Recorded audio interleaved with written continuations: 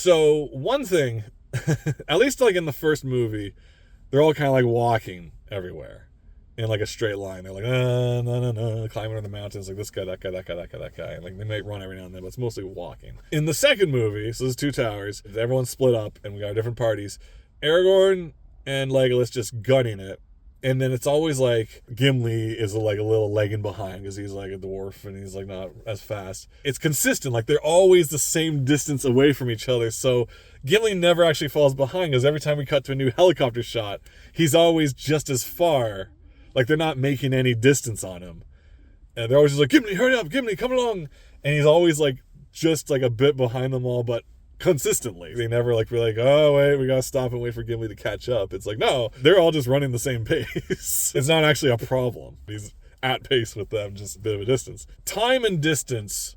Lord of the Rings, the films, kind of have the same issue that later Game of Thrones seasons had. Where like in the first few seasons of Game of Thrones, distance kind of meant something. It's like, all right, well, I'm going to the city, so I'll see you in 3 years, I guess. And then in later seasons, it's like, we gotta go to the desert. Whoop! We're in the desert. Oh shit, we gotta get to the wall. Whoop! Hey, we're at the wall. Oh shit, we gotta go to the castle. Whoop! We're at the castle. It's like, and supposedly in the books, it's like you just never see characters because they're still like trying to get somewhere. And Lord of the Rings kind of does that. Like in the first movie, you don't really notice it so much because it's consistent. We're going. They'll say things like it's a 3-day walk through the darkness of Moria. You're like, fuck me, is this like trying to walk from Oakville to Peterborough? Like, what are we talking? How big is Moria? But then characters are just bopping around. Now, there's certain excuses where it's like, oh, I have Shadowfax, really fast horse, though when filmed, it kind of runs like a regular horse.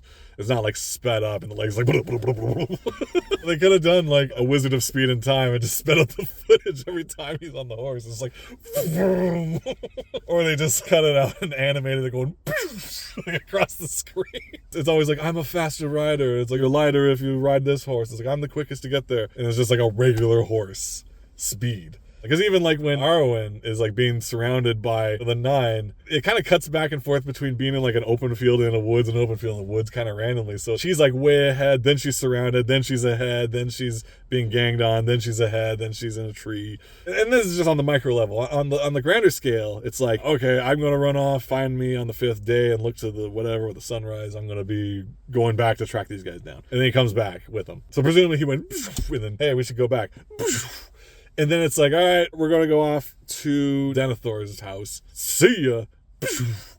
And then gotta go to Gondor. All right, we'll take 5 days to get there, I guess, after the beacons are lit, and it takes like a day for that to happen. 5 days or whatever, going around the mountain and some shit. And then like Aragorn just cuts through the mountain, and then he sees boats like right after he talked to some ghosts. And the other one is like, okay, we're kind of approaching Rohan, but the Uruk-hai needed to take a break to make a fire, and then there's shenanigans, and we're in the woods, and then he was gonna walk him to like the edge of the woods to go to the Shire, then he's just like walks him to Isengard. I'm like, how did that take like a month? Like how close is Isengard? And then like all the Uruk-hai aren't running from Isengard to Helm's Deep. They're just walking because they're like marching at pace. And I'm assuming they just didn't stop this time to put on a fire. You start to just wonder like, what's the distance of anything? How far is stuff? In the end narrative, Frodo's like, oh, 13 months to the day we left Rivendell. Because it's always like speed is of the essence, time is important. But I'm just like, I don't know how far anything is actually from each other. I know people do the Lord of the Rings walking app where like you get medals and stuff for like walking, and they'll be like, oh, you just passed the prancing pony. It's like, yeah, cool. As far as extended stuff in Two Towers, there's definitely more stuff with King's son of Rohan. We don't really know who he is or what he's about. They showed more of the burial procedures, I think, because it was kind of more cut and dry where it was like, where's my son? And then they just cut straight to like him being outside the tomb, which is powerful in its own way. I think that worked too. I think they did a really good job with like intensifying him being put to rest. Was like going in, it's getting like from the perspective of like from above, I think it's like getting darker and darker, and then like Eowyn singing as it's happening and the music's kind of rising. It was really well done, really putting the weight on is it Theoden? I'm bad with names. You could debate whether it should have been in the original or not. Again, you could see why they cut it for time, but I think like emotionally it worked really well, so that was a good scene to have more. There's not too many like huge standing outy extra scenes I can think of. Was him eating the soup a new scene just to show that Eowyn sucks shit at cooking?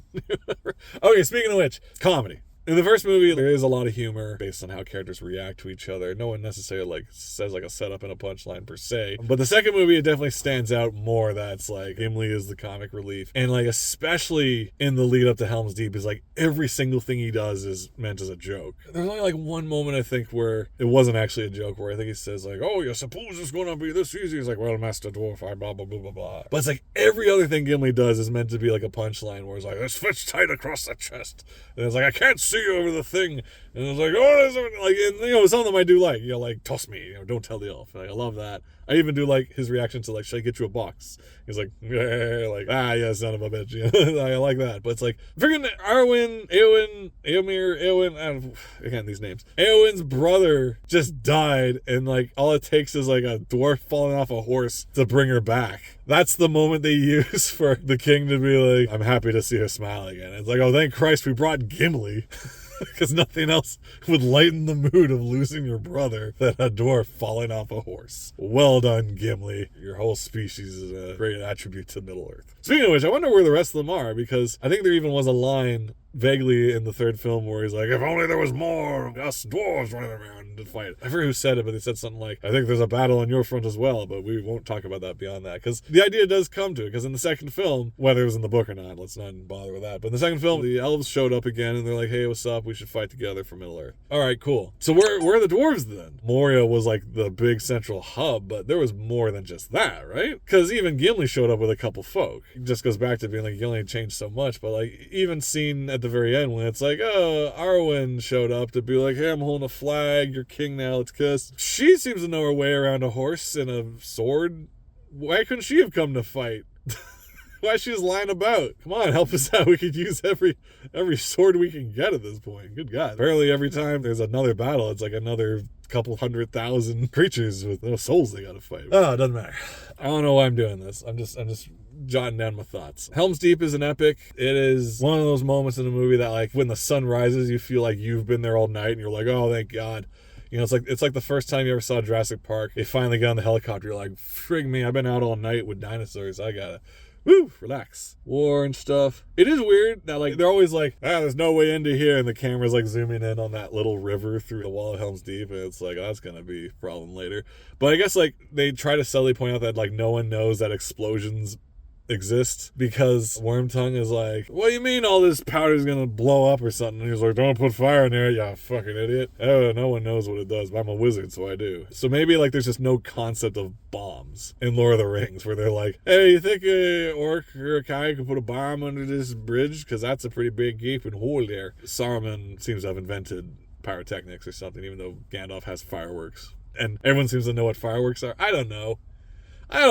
They use fire as beacons. It's not unheard of that fires are explosive as well. Granted, there's no like cannon fire or gunfire. As far as I know, everything in the film is kind of just like more non-explosive medievally stuff, where it's like trebuchets and things like that. Yeah, that always stood out as odd, but I guess that was how they kind of justified it. No one needs to worry about this gate. It's pretty firm, unless, you know, the Uruk-hai are going to start sawing at it. We'll probably notice that. Gaping hole in the defense, gaping hole in the plot. Who's to say? I don't think I saw the scene before in the original cut where like Uruk-hai pass the army and then there's just like a woods just over there, and then the trees just fuck them all up or something like that. That might have been an additional scene that wasn't in the original cut, because the suggestion was just like the horses ran down and just massacred them all. So as far as extended additional content in Two Towers, I think the most standy outy is just the more Merry and Pippin stuff, because they had this whole thing about them drinking the water and getting taller, and it's like, definitely I can see why that was cut. That has no bearing on the plot whatsoever. It's just shenanigans. Wasn't in the book.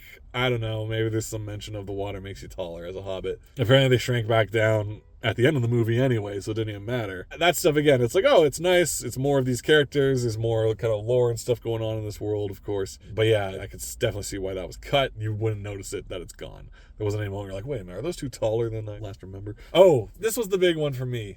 So tonally, as far as characters go, we love all the cast, we love all the characters. Sam's amazing, makes me cry every time at the end of the movie. And Frodo, he's going through stuff, you know, it's a rough time. Yes, Gollum's a sack of shit. Let's go back to Fellowship quickly. When they're talking about, like, something's been following us, it's like, yes, it's been Gollum. He's been following us for 3 days or whatever. I just didn't mention it.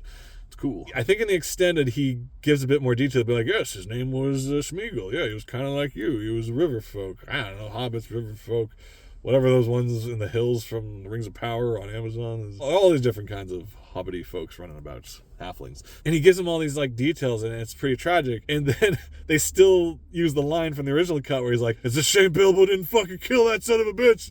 You know, it's like, whoa, Gandalf just kind of gave you like the inside tale. It's kind of like, oh, fuck, that's rough, man. I feel bad for that dude. It's like, that's kind of the idea of what you get after Gandalf's like, pity's what stayed his blade. But it's like, in the original cut, he gave him less information. So it's just like, yes, that's Gollum. He's a sack of shit, and he's been following us, and your uncle hates him too. It's like, oh, I wish he killed him. It's like, who are you to say who could die? Can you give life? But in the extended, it's just like, that's Gollum. Oh, man, he used to be just like you, and he got crushed by the ring. It's tragic. He should die.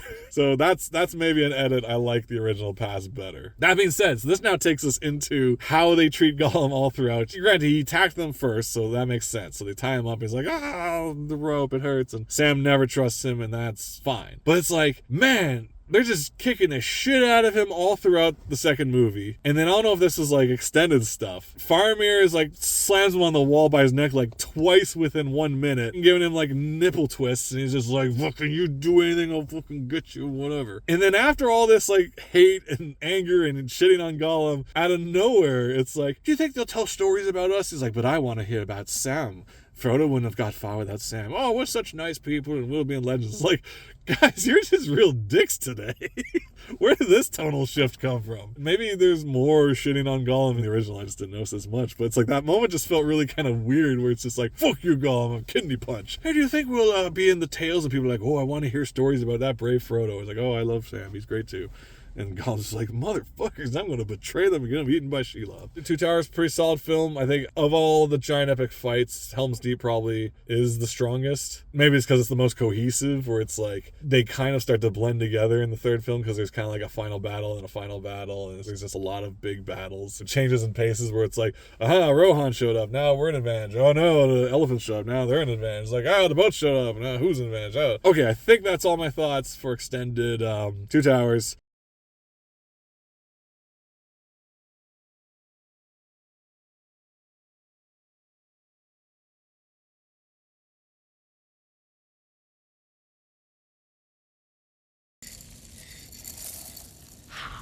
How can fire undo stone?